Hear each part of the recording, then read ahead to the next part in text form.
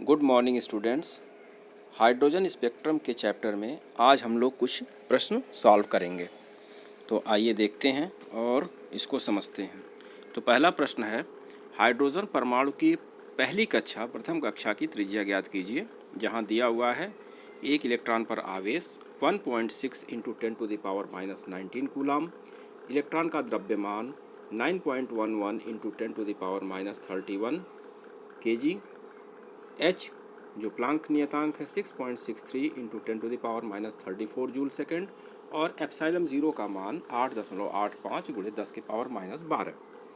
अब बोर के सिद्धांत से nवीं कक्षा की त्रिज्या r बराबर epsilon zero n square h square upon pi m e square. M E यहाँ पे इलेक्ट्रॉन का द्रव्यमान है, जिसको बाद में हम केवल m भी लिख सकते हैं, स्मॉल m।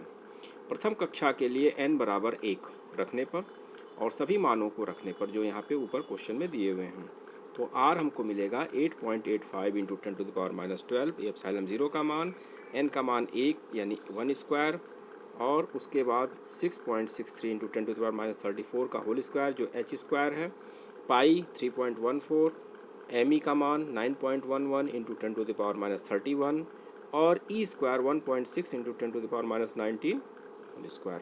इसको सॉल्व करेंगे तो हमें मिलेगा 5.31 इंटू 10⁻11 मीटर। इसको आप करके देख लीजिएगा, या 0.531 इंटू 10⁻10 मीटर, और इसको एंगस्ट्रॉम में लिखेंगे तो 0.53 या 0.53 एंगस्ट्रॉम ये हमें प्राप्त होगा। ये पहली रेखा पहली कक्षा के लिए ये इसकी हाइड्रोजन की पहली कक्षा की त्रिज्या हो जाएगी। ठीक, इसके बाद दूसरा, हाइड्रोजन परमाणु के प्रथम बोर कक्षा में इलेक्ट्रॉन का वेग निकालें, जिसका अभी हम लोग त्रिज्या निकालें। यदि इस कक्षा की त्रिज्या 0.53 एंगस्ट्रॉम हो तो पूरा चक्कर काटने में इलेक्ट्रॉन को कितना समय लगेगा, यानी उसका टाइम पीरियड आवर्तकाल निकालना है, जो एक चक्कर काटने में जो समय लगेगा। तो चूंकि आवश्यक अभिकेंद्र बल नाभिक द्वारा इलेक्ट्रॉन पर कूलाम आकर्षण बल, जिसको वैद्युत बल कहते हैं, वह प्रदान करता है। तो mv²/r यह अभिकेंद्र बल हो गया, और 1/4 pi epsilon zero E square upon R square, यह कूलाम के नियम से। यहाँ से हमको v स्क्वायर जो मिलेगा वह E square upon 4 pi epsilon zero m into R के इक्वल मिलेगा। एक r नीचे कट जाएगा।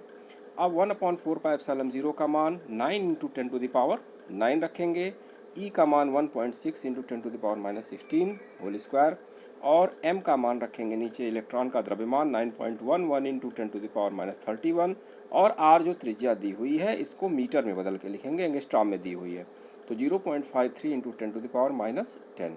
तो v स्क्वायर का मान हमको 4.77 इंटू 10⁻12 मिलेगा, जिसका हम स्क्वायर रूट निकालेंगे तो 2.2 इंटू 10⁻6 मीटर प्रति सेकंड मिलेगा।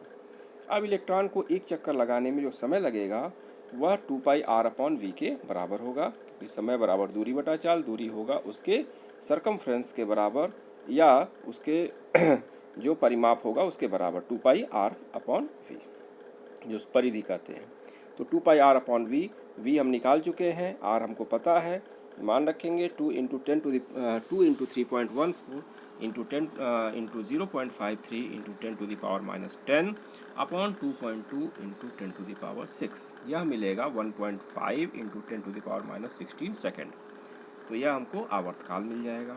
अब आइए यहाँ से बहुत महत्वपूर्ण है, हाइड्रोजन की बामर श्रेणी की प्रथम रेखा का तरंग दैर्घ्य ज्ञात कीजिए। रिडबर्ग कांस्टेंट r का मान 1.097 इंटू 10�7 प्रति मीटर है। इसके लिए आप पीडीएफ में पहले जाकर देख सकते हैं कि रिडबर्ग कांस्टेंट वगैरह कैसे निकाला गया है। तो बामर श्रेणी के लिए 1/λ equal to r 1/2 square minus 1/n square. यहाँ पे n1 2 है और n2 हमारा n रखा गया है, जो 3 4 5 होगा। तो n1/n1 square minus 1/n2 square, यह मूल फार्मूला था जिससे हम लोगों ने ये फार्मूला निकाला है। अब पहली रेखा के लिए n बराबर 3 लेंगे, जहाँ n2 का मान हम 3 रखेंगे, तो यह मिलेगा हमको 1/λ is equal to r 1/2 square minus 1/3 square. r का मान रखेंगे 1.097 इंटू 10⁻7, यहाँ पे देखिए, और ये हो जाएगा 1/4 माइनस 1/9, तो यह हो जाएगा 5.36। 1/4 माइनस 1/9 को सॉल्व करने पर इंटू 1.097 इंटू 10⁻7, जब हम लैम्डा निकालेंगे तो यह रिवर्स हो जाएगा, यानी रेसिप्रोकल होगा, तो 36/5 नीचे हो जाएगा 1.097 और ऊपर 10⁻7, ये हो जाएगा 563 इंटू 10⁻⁻7 मीटर। एंगस्ट्रॉम में बदल लेंगे तो 6563 एंगस्ट्रॉम होगा। यह बामर श्रेणी की पहली रेखा के लिए हो जाएगा। अब इसी पे आधारित अगला क्वेश्चन है कि यदि हाइड्रोजन की बामर श्रेणी की प्रथम रेखा का तरंग दैर्घ्य 6563 एंगस्ट्रॉम जो अभी निकाला गया है 6563 एंगस्ट्रॉम है, तो इसकी द्वितीय रेखा का तरंग दैर्घ्य ज्ञात कीजिए। यानी पहली रेखा का दिया है तो दूसरा निकालना है। यानी वह n बराबर जो यहाँ पे हमने N2 3 लिया था, यहाँ पे 4 लेंगे। तो प्रथम रेखा के लिए n बराबर 3 देख लीजिए, यहाँ पे वही लिखा गया है। बामर श्रेणी के लिए 1/λ is equal to r 1/2 square minus 1/n²।